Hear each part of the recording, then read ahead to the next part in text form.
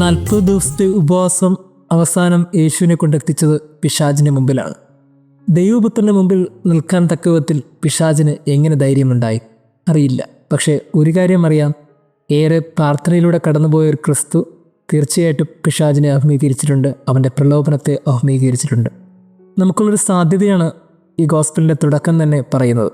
ആരൊക്കെയാണോ ആത്മാർത്ഥമായി ഈ തപസ് കാലത്തെ കാണുന്നത്, ഉപവസിക്കുന്നത്, പ്രാർത്ഥിക്കുന്നത്, അവരെല്ലാവരും ജീവിതത്തിൻ്റെ വലിയ പ്രതിസന്ധികളുടെ മുമ്പിൽ നിൽക്കേണ്ടി വരും. ജീവിതത്തിൻ്റെ വലിയ പ്രലോഭനങ്ങളിലൂടെ കടന്നു പോകും. അങ്ങനെ കടന്നുപോയ ഒരു മനുഷ്യപുത്രൻ്റെ ചിത്രമാണ് ഇന്നത്തെ ഗോസ്പൽ. 3 പ്രലോഭനമാണ് ഇന്നത്തെ ഗോസ്പലിലൂടെ പിശാച് യേശുവിനോട് പറയുന്നത്.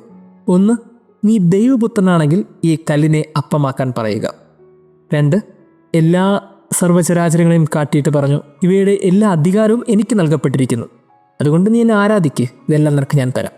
3, നീ ദൈവപുത്രനാണെങ്കിൽ ഇവിടെ നിന്ന് താഴേക്കെടുത്ത് ചാടുക, നിന്റെ ദൂതന്മാർ നിന്നെ സംരക്ഷിക്കും. 3 കാര്യങ്ങളും ദൈവപുത്രനാണെങ്കിൽ എന്നൊരു ചോദ്യത്തിൻ്റെ അടിസ്ഥാനത്തിലാണ്. ദൈവപുത്രനാണെങ്കിൽ കല്ലിനെ അപ്പമാക്കുക, ദൈവപുത്രനാണെങ്കിൽ ഇവിടെ നിന്നെടുത്ത് ചാട്. 3, എല്ലാം നൽകപ്പെട്ടിരിക്കുന്നു. നൽകിയതാരാണ്? അത് സൃഷ്ടിച്ചവനാണ്. സൃഷ്ടിച്ചവൻ്റെ മകനാണ് ഞാനെന്ന് പിശാച് സ്വയമേവ വരുത്തി തീർക്കുന്നു. എന്നിട്ട് നീ ദൈവത്തിൻ്റെ പുത്രനല്ല എന്ന വലിയൊരു കുരുക്കോടുകൂടി ആ ചോദ്യം ചോദിക്കുന്നു. ഒരു കാര്യം വ്യക്തമാണ്, പ്രലോഭനങ്ങളുടെ അടിസ്ഥാനമെന്ന് പറയുന്നത് അവൻ്റെ പുത്രസ്ഥാനത്തെ ചോദ്യം ചെയ്തിട്ടുള്ള പ്രലോഭനങ്ങളാണ്. എത്ര ട്രിക്കിയായിട്ടാണ് ഒരു പിശാച് യേശുവിൻ്റെ കാര്യത്തിൽ ഇടപെടുന്നത്. ജീവിതത്തിലുണ്ടാകുന്ന പ്രതിസന്ധികളുടെയും ചോദ്യങ്ങൾക്കിടയിൽ നമ്മളൊക്കെ അഭിമുഖീകരിക്കാനിരിക്കുന്നത് കൃത്യമായി ഒരാളുടെ അസ്തിത്വവുമായി ബന്ധപ്പെട്ട പ്രലോഭനമാണ്. പ്രിയമുള്ളവരെ, ഓരോ മനുഷ്യരുടെ പ്രലോഭനവും വ്യത്യസ്തമാണ്. ഓരോ മനുഷ്യരും ജീവിതത്തിൽ നേരിടാനിരിക്കുന്ന വെല്ലുവിളികൾ വ്യത്യസ്തമാണ്.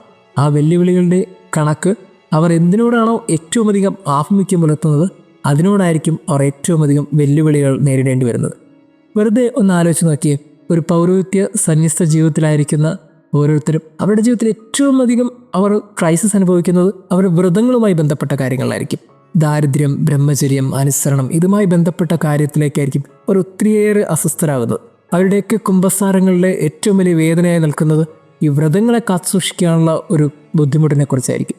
കുടുംബജീവിതം നയിക്കുന്നവരൊക്കെ ഒന്ന് ഓർത്ത് നോക്കിയേ, അൾത്താരയുടെ മുമ്പിൽ വെച്ച് സന്തോഷത്തിലും ദുഃഖത്തിലും ആരോഗ്യത്തിലും അനാരോഗ്യത്തിലും ഒന്നിച്ച് ജീവിക്കാമെന്ന് കരം പിടിച്ച് നൽകിയ വാഗ്ദാനം, അതിൻ്റെ പേരിലാണ് അവർ പ്രലോഭനം അനുഭവിക്കുന്നത്. കുടുംബത്തിലെ പ്രശ്നങ്ങൾ, കുടുംബത്തിലുണ്ടാകുന്ന വേദനകൾ, മക്കളെ ഓർത്തുള്ള ആകുലതകൾ, മാതാപിതാക്കളെ ഓർത്തുള്ള സങ്കടങ്ങൾ, രോഗങ്ങളെ ഓർത്തുള്ള ചിന്തകൾ, ഇങ്ങനെ ഒരു കുടുംബവുമായി ബന്ധപ്പെട്ടായിരിക്കും അവർ ഏറ്റവും അധികം പ്രലോഭനം അനുഭവിക്കുന്നത്. എന്തിനോടാണോ നമ്മൾ കൂടുതൽ ആഭിമുഖ്യം പുലർത്തുന്നതും അതിനോടായിരിക്കും നമ്മുടെ പ്രലോഭനവും. യേശു അനുഭവിച്ചത് അതേ പ്രലോഭനമാണ്. അവൻ്റെ ആഭിമുഖ്യം അവൻ ദൈവത്തിൻ്റെ മകനാണ് എന്നൊരു മഹത്വമുള്ള ആഭിമുഖ്യമാണ്. അതിനെതിരെയാണ് ക്രിസ്തു പരസ്യജീവിതത്തിൻ്റെ തുടക്കം തന്നെ ചോദ്യം ചെയ്യപ്പെടുന്നത്, പ്രലോഭിക്കപ്പെടുന്നത്. ഒത്തിരി പ്രാർത്ഥിച്ച ക്രിസ്തു അഭിമുഖീകരിക്കാൻ തക്കവിധത്തിൽ ഈ പ്രലോഭനം മാറിയെങ്കിൽ എങ്ങനെ അവൻ അതിജീവിച്ചു? നമ്മുടെയൊക്കെ ജീവിതത്തിലുണ്ടാകുന്ന പ്രശ്നങ്ങളും സങ്കടങ്ങളും നമ്മൾ എങ്ങനെ അഭിമുഖീകരിക്കണം?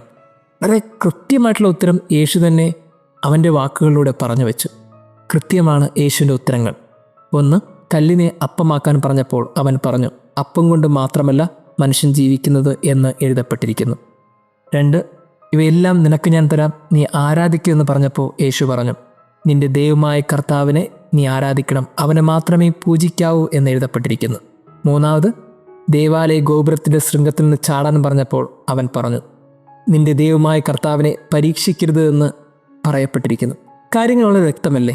എവിടെയാ ഈ എഴുതപ്പെട്ടതും പറയപ്പെട്ടതും? അത് കർത്താവിൻ്റെ വചനമാണ്. ഏതൊക്കെ പ്രലോഭനങ്ങൾ ജീവിതത്തിൽ വരുമ്പോഴും ക്രിസ്തു ഒറ്റ വാക്കിൽ അതിനെ അഭിമുഖീകരിച്ചത് വചനം കൊണ്ടാണ്. നമ്മളൊക്കെ ജീവിതത്തിൽ പ്രശ്നങ്ങളും സങ്കടങ്ങളിലൂടെ കടന്നു പോകുമ്പോൾ നമ്മുടെ കയ്യിൽ തുണയായി നിൽക്കേണ്ട വചനമാണ്, കർത്താവിൻ്റെ വാക്കുകളാണ്. ഈ വാക്കുകൾ നമ്മൾ എന്തുമാത്രം ഗൗരവത്തോടെ കാണുന്നു? ഭയപ്പെടേണ്ട, നിൻ്റെ കൂടെ ഞാനുണ്ടെന്നൊക്കെ ക്രിസ്തു പറഞ്ഞ വാക്കുകളെ എന്തുമാത്രം നെഞ്ചോട് ചേർത്ത് പിടിക്കാൻ നമുക്ക് സാധിക്കുന്നുണ്ട്. പ്രിയമുള്ളവരെ, ഒരൊറ്റ ഉത്തരമേ ഉള്ളൂ, ജീവിതത്തിൻ്റെ പ്രലോഭനങ്ങളെ മറികടക്കാൻ അവൻ്റെ വചനത്തെ ചേർത്ത് പിടിക്കുക. ജീവിതത്തിലെ ഏറ്റവും വലിയ പ്രതിസന്ധിയിലൂടെ ക്രിസ്തു കടന്നു പോയപ്പോഴും അവന് തുണയായി നിന്നത് വചനമാണ്, വാക്കാണ്. ഇങ്ങനെ ദൈവത്തിൻ്റെ വാക്കിനെ കുറച്ചും കൂടി ഗൗരവത്തോടെ കണ്ടതുകൊണ്ട് പുത്രന് പിന്നീട് ഈ പ്രലോഭനങ്ങളൊക്കെ ഒറ്റ വാക്കിൽ ഒതുക്കാൻ സാധിച്ചു. ഇനി നമ്മുടെയൊക്കെ ജീവിതത്തിൽ വലിയ പ്രലോഭനങ്ങളിൽ കരുതുന്ന പലതിനെയും ഒറ്റ വാക്കുകൊണ്ട് ചുരുക്കാൻ ഇത്രമാത്രം മതി. വചനങ്ങളെ കുറച്ചും കൂടി ഗൗരവത്തോടെ കാണുക. ദൈവം നമ്മെ അനുഗ്രഹിക്കട്ടെ.